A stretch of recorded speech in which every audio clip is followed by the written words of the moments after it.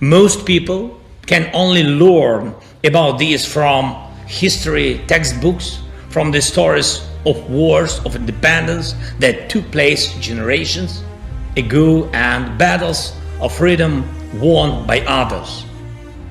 But the experience of the enemies of freedom is always fresh. They don't refer to textbooks. They know how to break democracy and destroy life. It is enough for them to have their slightest feeling that they can go unpunished, and then evil acts.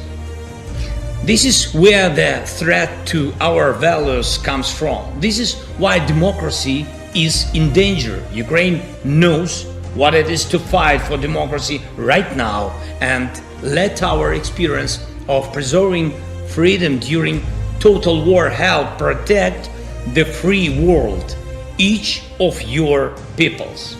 When you see Ukrainian cities burned by Russian aggression, and when you see brave Ukrainian soldiers that stop the movement of the aggression through our land, notice what you are actually seeing.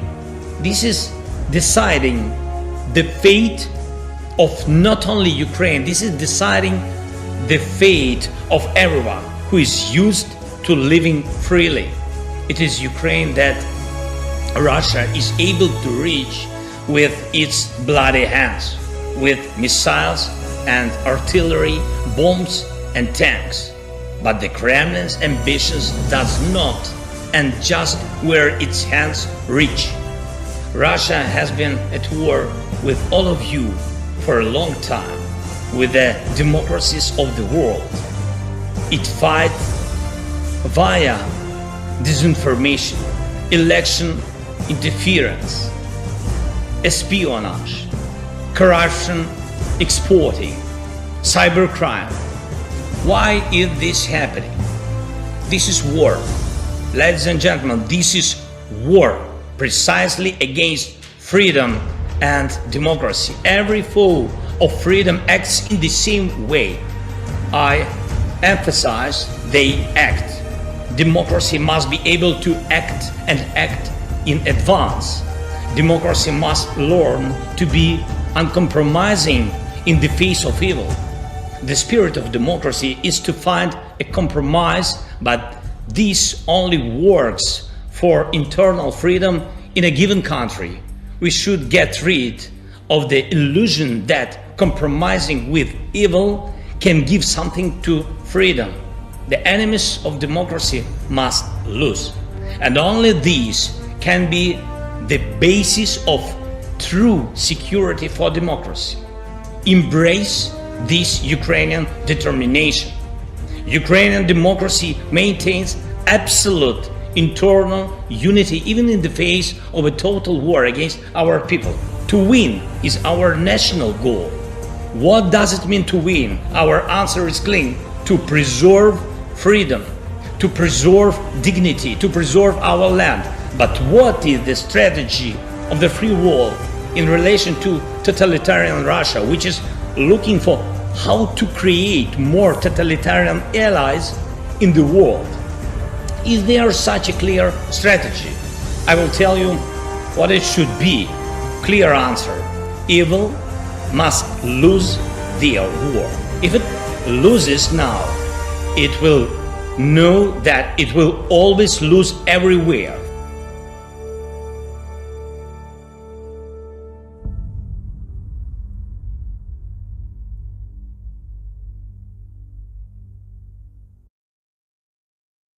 Hello, this is Commander Wolf 41 of the Deep State Annex, and I'd like to talk about what's happening in the wild, and in particular, Ukraine, the United States, Russia, Europe.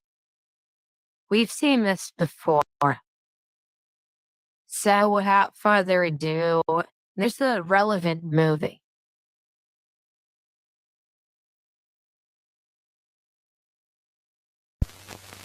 From the War Department, not Texas, back in the 1940s.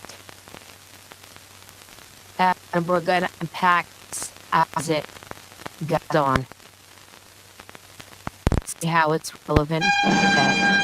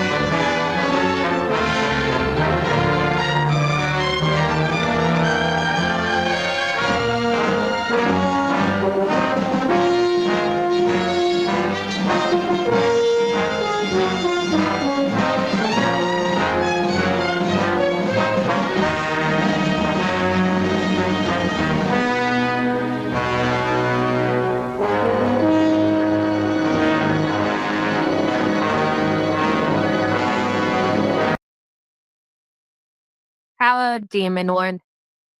This is the attitude Russia has, and that Trump has, Elon Musk has. We remember the various World War II salutes coming out of those assholes.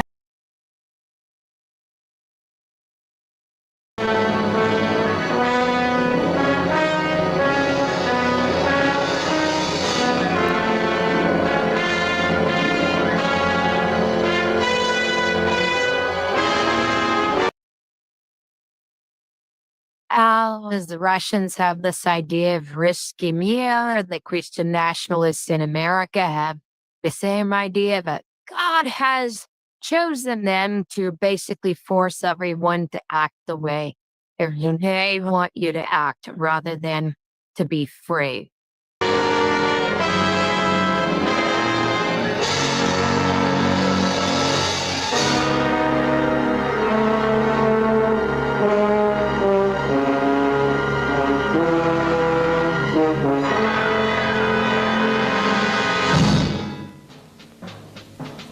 The symbols and the leaders change, but Germany's maniacal urge to impose its will on others continues from... There's a maniacal urge of fascists like Donald Trump and Vladimir Putin, Elon Musk, and every other piece of shit who thinks they deserve to run everyone else's life. It never changes. Laura, it never changes. Usually it's about some asshole who wants to force their will on everybody generation else. to generation.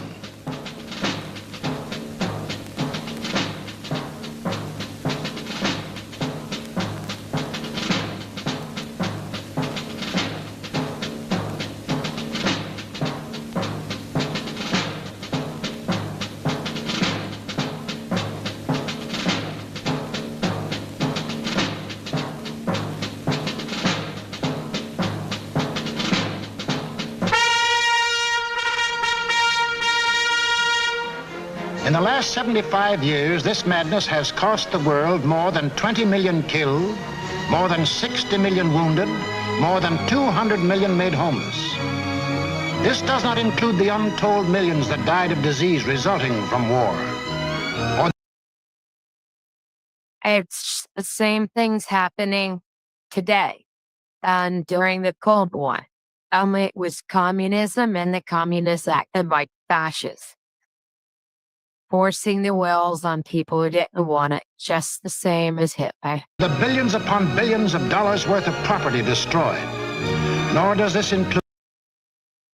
The dictators have left hundreds of millions dead, death for old age, or the grief, the anguish, the misery, the terror that the world has suffered, due to the Germans' insane passion to enforce their rule upon their neighbors. This passion for conquest reached its hysterical climax when Adolf Hitler enthroned himself as God and the German Führer.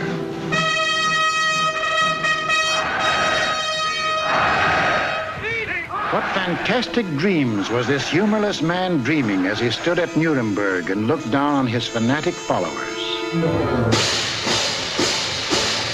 In the Middle Ages, a plague of slavery descended on the world. Out of the wilds of Mongolia came a mighty army of fierce horsemen, led by Genghis Khan.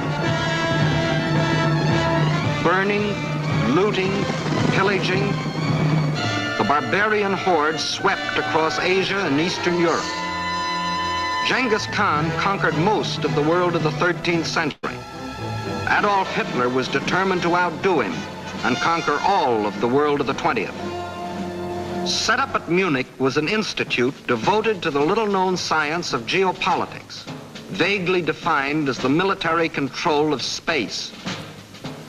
Germany's leading geopolitician, a former general, Karl Haushofer, was head man.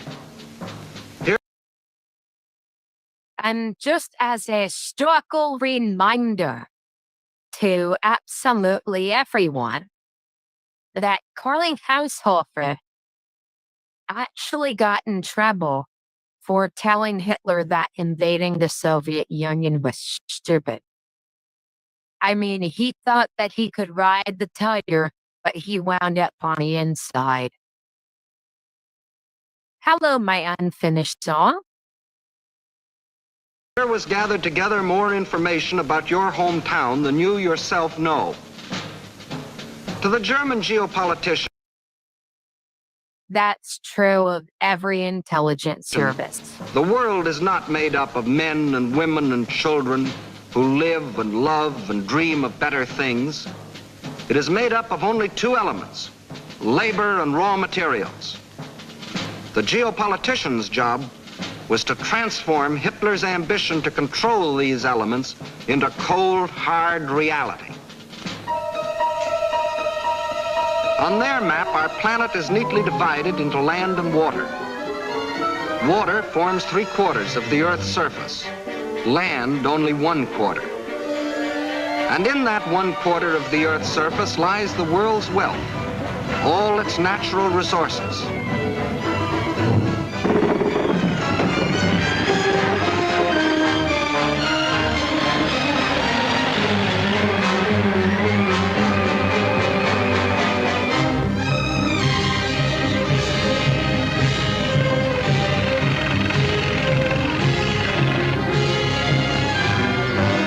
And the world's manpower.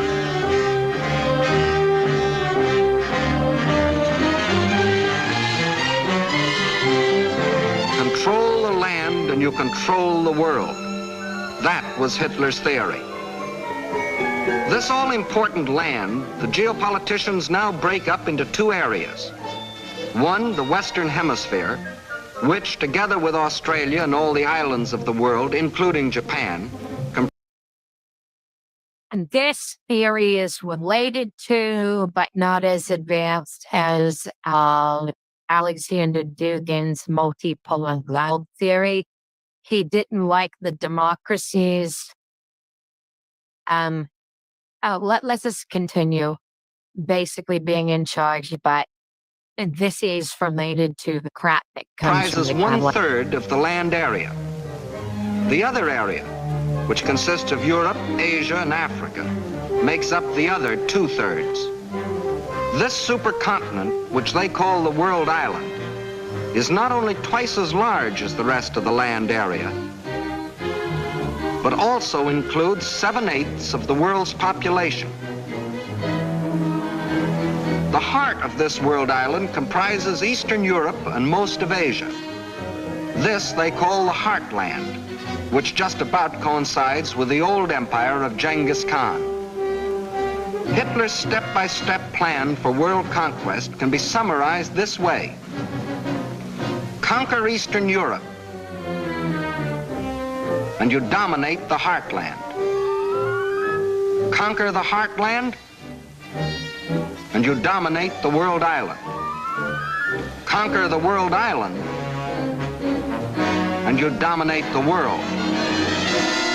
That was the dream in Hitler's mind as he stood at Nuremberg. It's also the dream of Vladimir Putin, Donald Trump, and every other asshole who wants to be dictator. One of the reasons why they started with Ukraine was because most of the Soviet arms production was there, and they got these giant factories. Ukraine was literally selling Russia parts for their tanks. So they need that for the arms production. And I guess everyone here in the chat right now is smart enough to know that you need to divide people before you can conquer them. And that's what's going on right now. But let's continue.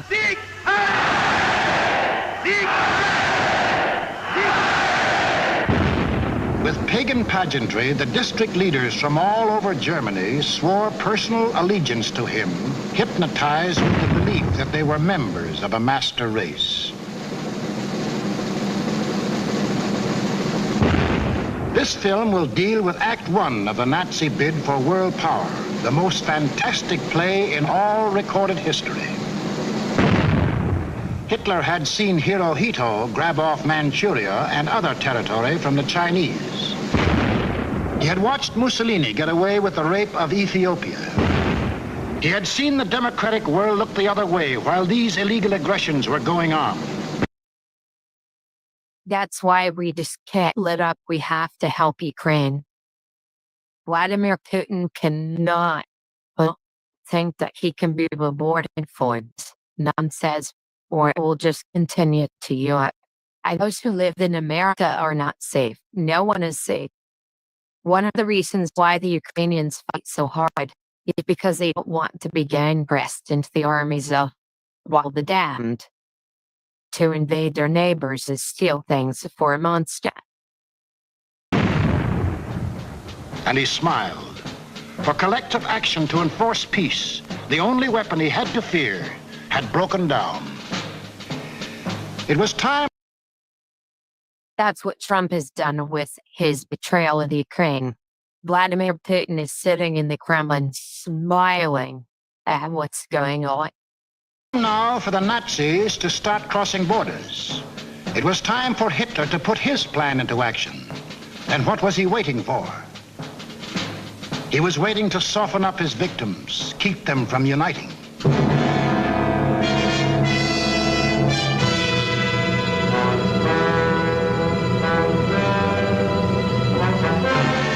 For the softening up process, he sent his agents all over the world disguised as tourists, students, and commercial travelers. Payoff men like Ribbentrop came too, to bribe, threaten, and form local fascist parties such as de Grelle and his Rexist party in Belgium. That's exactly what Vladimir Putin is doing, and that's exactly what Donald Trump has expressed the desire to do in the official national security policy of Europe. Such as Larocque and his Cross of Fire party in France, Henlein in Czechoslovakia, Seyss-Inquart and his National Socialists in Austria. In Britain, Sir Oswald Mosley offered himself to the people as a Hitler with an Oxford accent. In other words, I'm told that Hitler is mad. Well, I've got another view myself.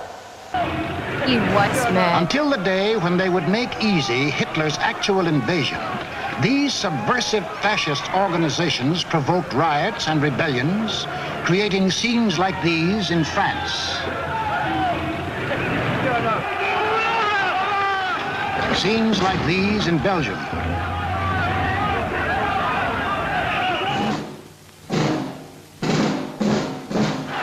And where do you think this is? Right in Madison Square Garden, USA. Does everyone remember before the election, the MAGAs held a rally in Madison Square Garden with red lights? And this is Fritz Kuhn, leader of the German-American Bund, hiding behind the American flag, but taking his orders from Berlin and copying the methods of Berlin. That was the softening up process outside Germany. But inside Germany, it was a different story. Here, in utmost secrecy, the hardening up process, building up Hitler's army and his industry. Tell the world We have no raw materials and never let them see what goes on. Day after day, night.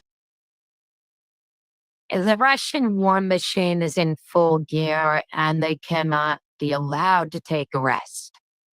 Because if they'll just build up. Hi, stop the stupidity. We need to keep the pressure on Titan. After night, month after month, year after year.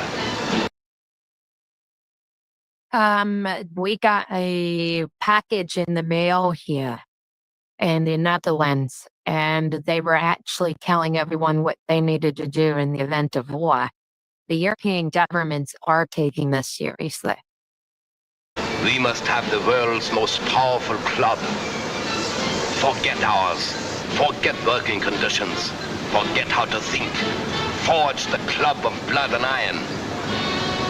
Let the democracies talk about freedom. No freedom here. No labor unions. No overtime. The Fuhrer tells you where to work, when to work, how long to work, how much your work is worth. Forge the club of blood and iron. We have a sacred mission. Today we rule Germany. Tomorrow, the world.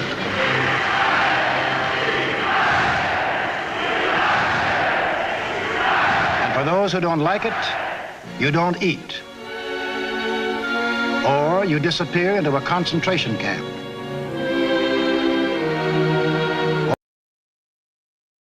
Trump is building those. And there are plenty of them in Russia. Or you get this. And this is the man who gives it to you.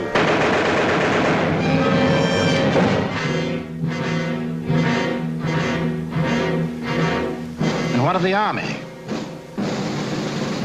Before Hitler came into power, the German army by treaty was limited to 100,000 men. But treaties to the Germans have always been something to ignore. These 100... The Budapest Memorandum, Russia promised to protect Ukraine if invaded, and instead Russia invaded. And they do not care about treaties. And I suspect neither does Trump, because he violated multiple treaties when he was in the first time with Mexico. He's violating one with Canada. And 1,000 men were, in reality, 100,000 highly trained officers. The one he's violating with Canada has to do with water. The men who lead the Nazi regiments today. But Hitler didn't merely And trade. ignore the treaty. He tore it up. And in 1935 ordered national conscription. Simultaneously, he ordered German youth to become air-minded. Toy gliders filled the air. But as the boys grew bigger, so did the gliders. Soon these same youths were trained pilots, flying the new planes the factories were producing. The Luftwaffe was being assembled.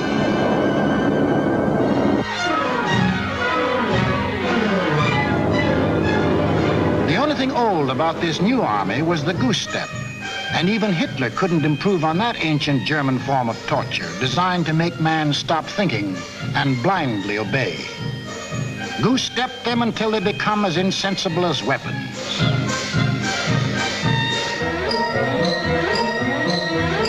Everything else was new. Tanks, motorized equipment, and one of our own inventions, the dive bomber. All this rearmament was strictly illegal, according to the Versailles Treaty.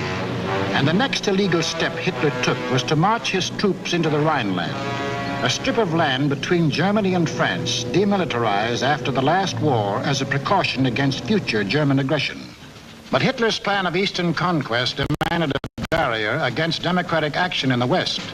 So Hitler remilitarized the Rhineland and began building the formidable Siegfried Line, a chain of forts and defenses 450 miles long and in some places 30 miles wide. Germany had fought one two-front war and didn't want another.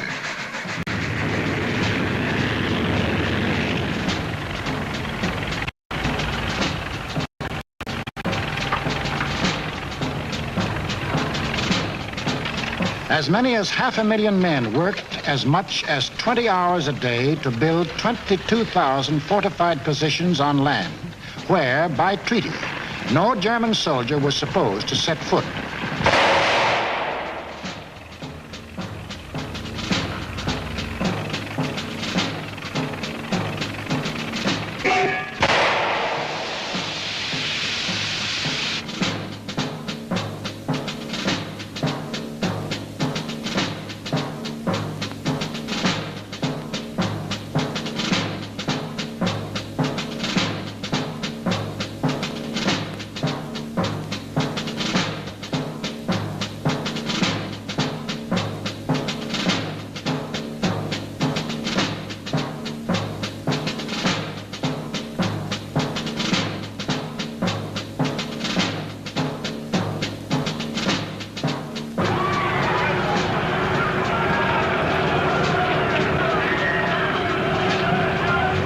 Hitler had his Siegfried Line. He had his equipment. He had his army. Now to unveil the German might and terrorize his intended victims into submission. General staffs all over the world anxiously awaited the report of their military attachés. A would-be peaceful world learned that a vast military power had materialized out of nowhere. A power controlled by one man who tore up treaties as we tear up ticker tape.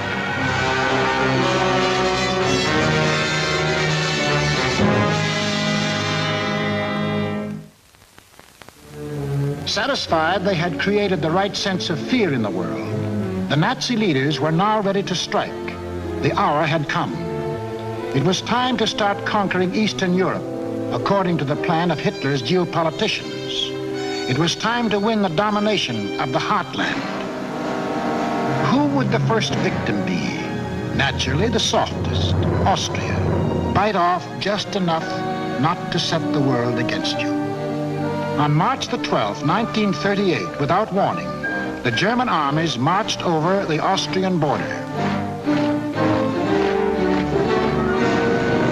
It was really only a full-scale invasion test, and Hitler rode in triumph into Vienna.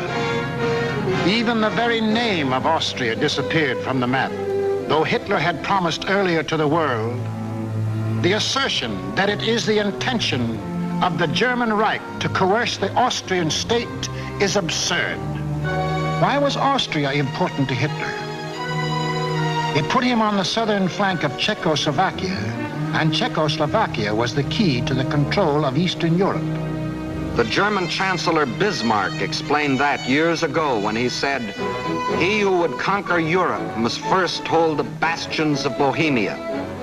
And Bohemia was now part of Czechoslovakia. But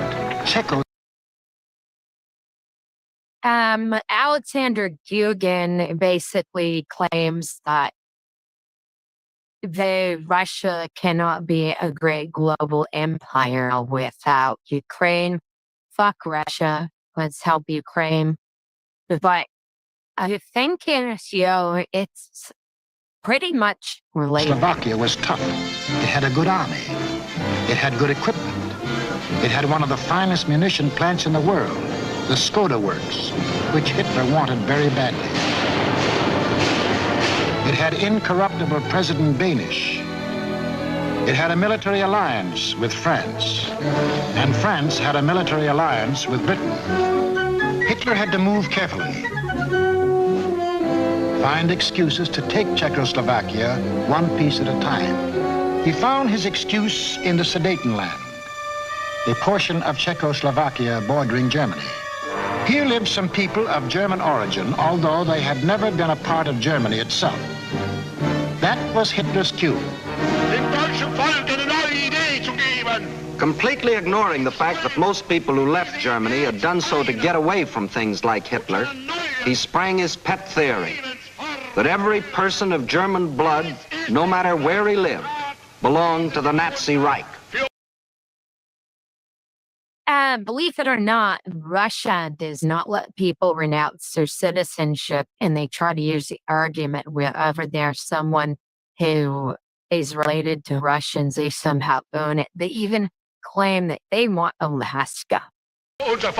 Germans or descendants of Germans, often with no more than a drop of German blood in their veins, suddenly learned that they were godlike, not subject to the laws of the land in which they live and to which they owe their allegiance. Harry S. Truman said it best. You don't have to pick someone's pocket. Just tell them they're better than someone else and they will turn their pockets inside out. He was referring to how stupid Southern racists are. But it's the tool of fascists. Tell someone you're superior to that another person and then enable their brutality. Whether it be Czechoslovakia, Norway, Sweden, China, the United States, or Timbuktu. According to the Nazis, the German was a special creature who remained forever German to the 6th and 7th generation and must take his orders from Berlin. Some people we know of German descent think this is a lot of hogwash.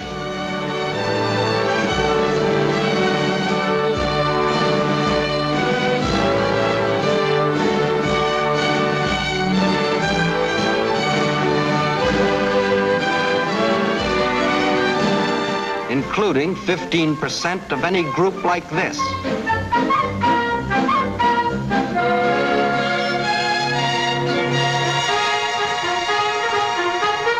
But in the Sudetenland, he found some stooges who fell for this bunk. Konrad Henlein was their Bush League Führer. The people of the Sudetenland were told they should be liberated. They were told Hitler was their liberator. The Nazis smuggled over their standard softening up equipment. And Russia did this to America, especially with the evangelicals. I might play the video later of various evangelicals sucking Caton's nuts, and now they suck Trump's nuts. And I have a theory that Vladimir Putin is Bubba. Blackjacks.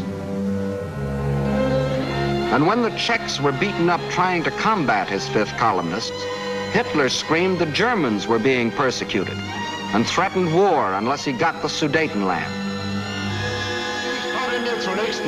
It is the last territorial claim I have to make in Europe.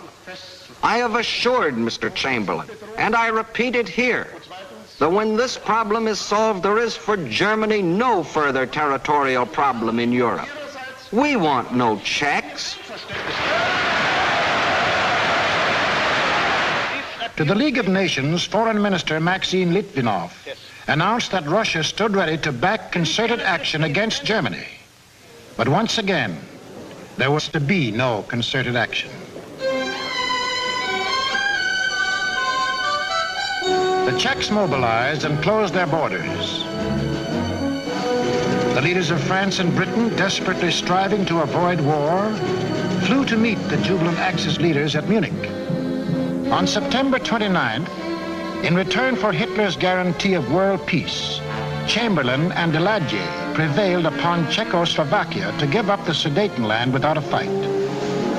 In Czechoslovakia, the Munich Pact was greeted by riots of protest. But Daladier returned to France to be greeted by cheers from a relieved French people. It didn't buy peace. And in Britain, a happy Chamberlain came back declaring he had achieved peace. Peace in our time. That's where appeasing people like Putin gets you. One of the most tragic and ironic scenes in all history. This morning, I had another talk with the German Chancellor, Herr Hitler. And here is the paper which bears his name upon it as well as mine. We regard the agreement signed last night and the Anglo-German naval agreement as symbolic of the desire of our two peoples never to go to war with one another again.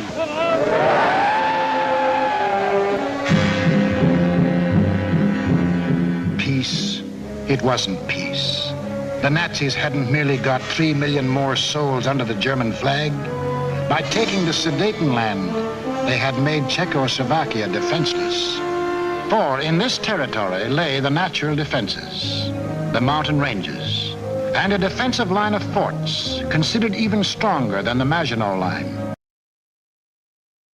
And pardon Vladimir Putin and the 31-point plan that Trump is trying to pass off as his requires Ukraine to basically give up wonderful fortified positions. And then he'll come back later to finish the job. Without these fortifications, Czechoslovakia was disarmed, a ripe plum ready to fall into Hitler's lap.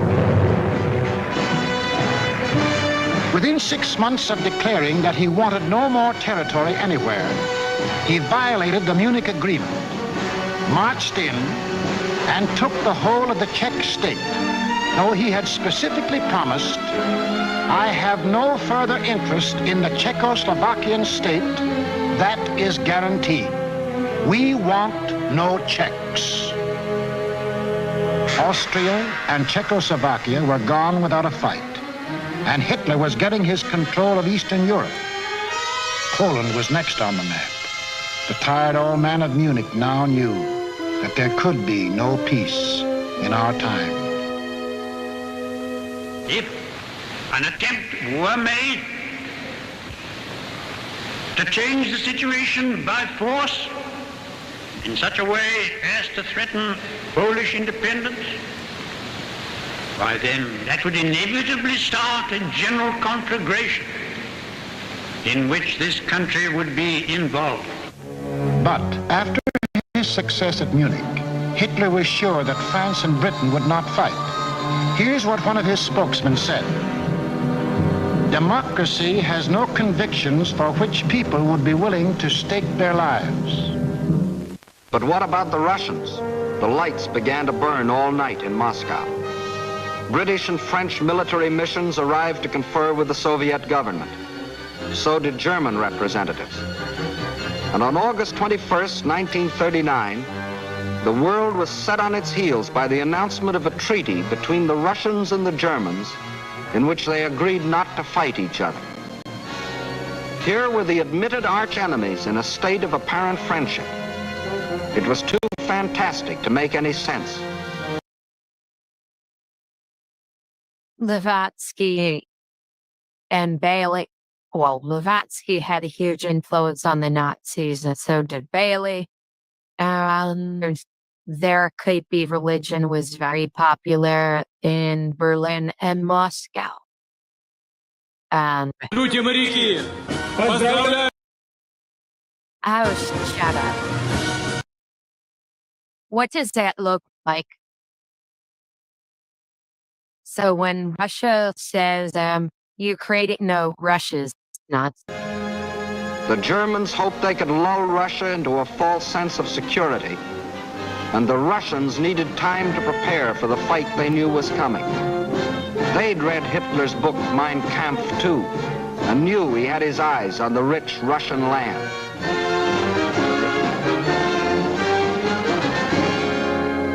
Confident that Russia was safely pigeonholed and that the democracies would not fight, the Nazis started singing their favorite theme song, that all people of German blood belonged to them, and picked Danzig as their excuse for the gobbling up of Poland. Danzig, a free city, self-governing under the League of Nations, was an important seaport at the head of the Polish corridor, Poland's access to the sea. The same old softening up process had gone on here. Local stooges, armed by Germany, began to terrorize the city.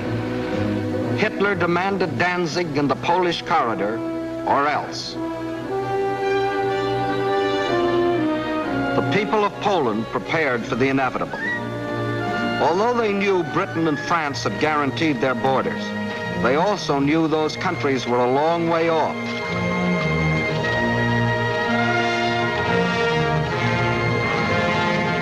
Germany's theft of Czechoslovakia had made Poland's strategic position even worse.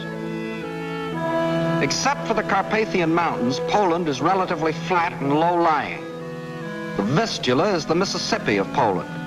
It is broad, muddy, and unfordable for most of its length. Its tributaries are formidable streams during certain seasons. But there was a drought, and the streams were so low during the campaign that they could be forded at almost any point by men, trucks, and tanks.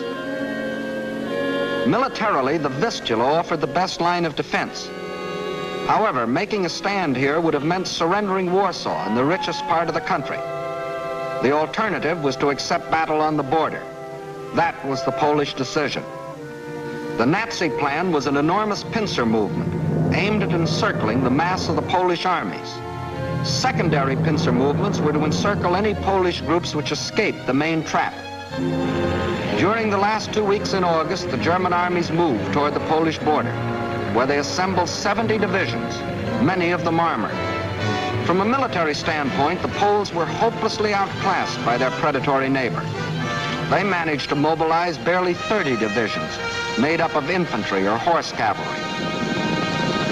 In two important respects, the difference was staggering.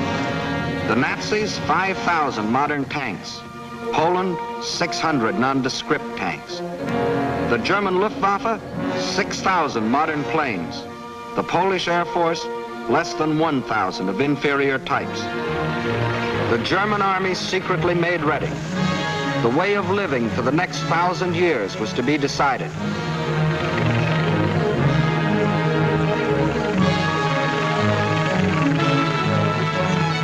The fire that had begun in Manchuria and spread through China and Ethiopia and Spain would now blaze around the world. This man made that decision. War. Precisely at dawn on September 1st, without warning, the German Wehrmacht rolled over the Polish border. Before the invasion was 30 minutes old, the planes of the Luftwaffe were over Poland, wiping out the Polish Air Force, most of it caught flat-footed on the ground.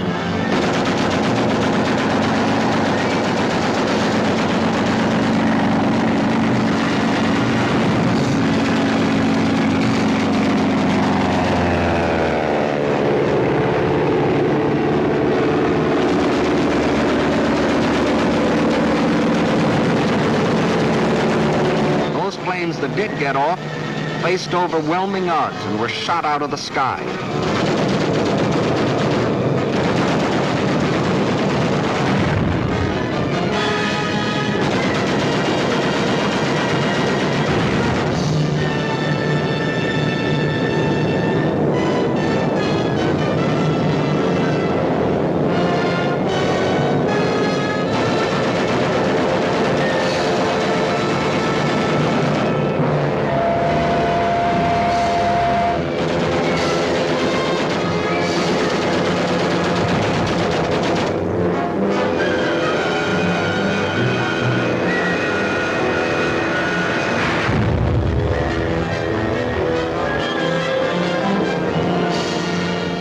Flying Nazi squadrons ranged deep into Poland, destroying communications, radio stations, power plants, highways, bridges, railroads.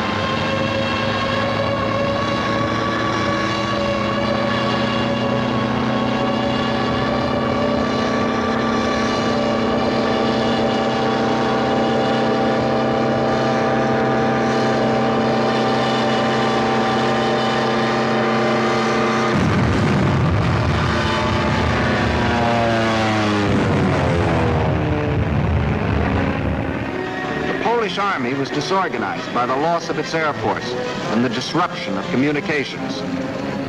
The massed ground units of the Nazi army continued their advance. Occasionally, they unveiled a new technique or item of equipment.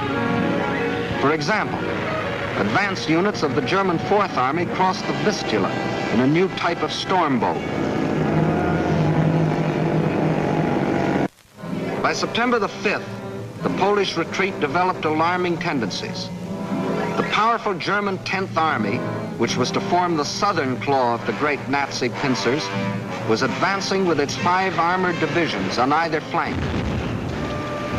On September 6th, the opposing Poles began splitting into 2 groups, the southern one falling back toward the Vistula.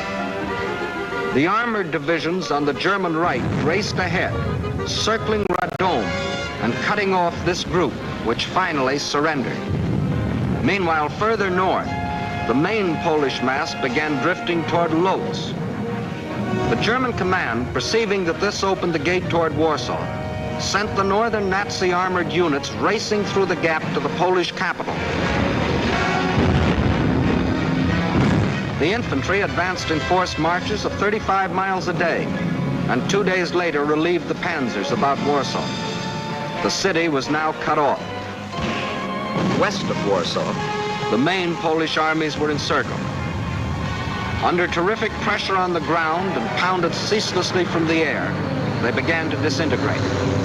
They fought on with high personal courage, but without airplanes, without communications, cut off from their general staff, the isolated Polish groups were forced to surrender, one by one. But Warsaw still resisted. The heroic strains of the Polonaise told an incredulous world that the people of Warsaw, led by Mayor Straczynski, had erected a wall of courage around their city, defying Hitler to do his damnedest.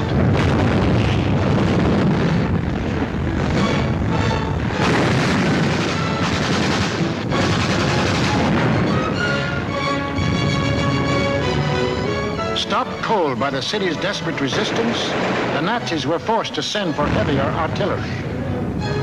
The only source of such artillery was Germany's Western Front. With great secrecy, the giant 240-millimeter howitzers were towed at high speed across the highways which Hitler had built for just such purposes and set in position around Warsaw. The huge guns subjected the city to a bombardment of incredible fury, their fire concentrated on the densely populated residential areas.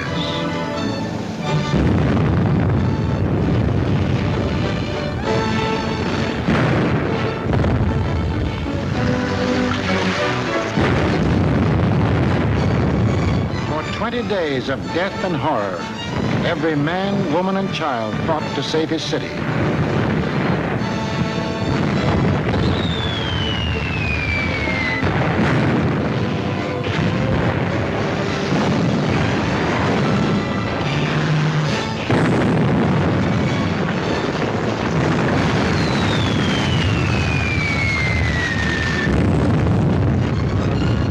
But without food or water, human endurance failed. On September the 27th, the strains of the Polonaise died on the Warsaw radio, and the Polish capital was forced to capitulate.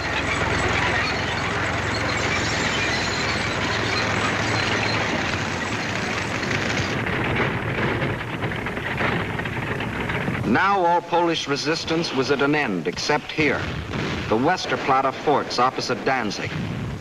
This I think that's it for today. I will be doing another one with a lot more forethought and preparation regarding the manipulation of this small little neutrals and the Nazi propaganda tactics used and draw comparison between then and now. Have a good night, everyone. I hope you do very, very well. Fuck Trump. Fuck Putin. Fuck fascists.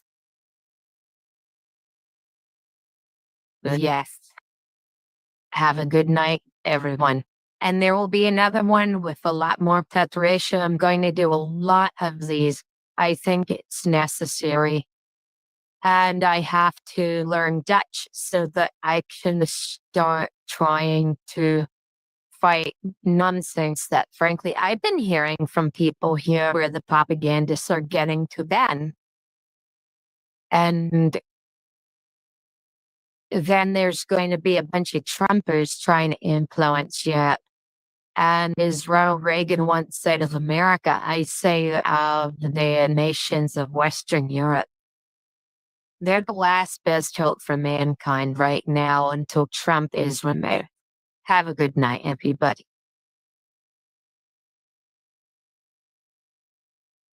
Ah.